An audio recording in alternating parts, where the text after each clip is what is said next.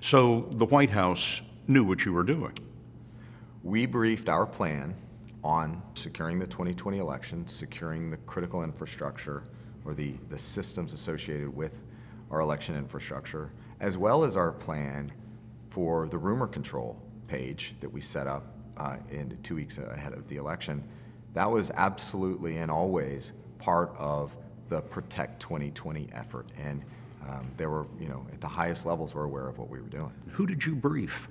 We would brief the state and local election officials on the risks and threats as we saw it, working with the intelligence community.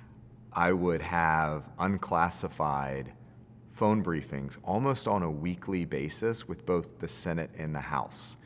And then, of course, we had a responsibility to brief our other partners within the federal government and educate them about how elections work and the equipment involved and the vulnerabilities associated with some of those systems, and then the various controls and security measures in place. And I conducted those briefings at the highest levels of the cabinet agencies repeatedly in the run-up to the election.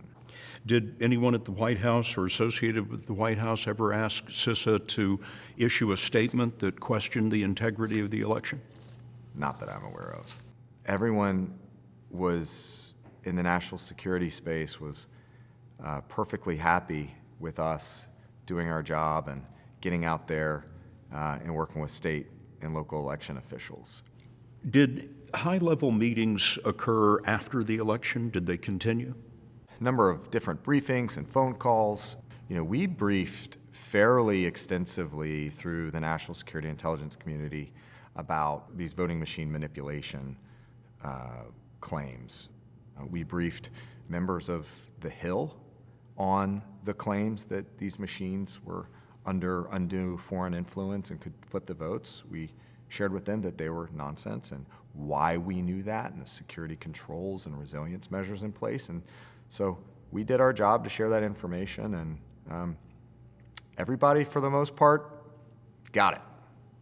There wasn't a lot of doubt.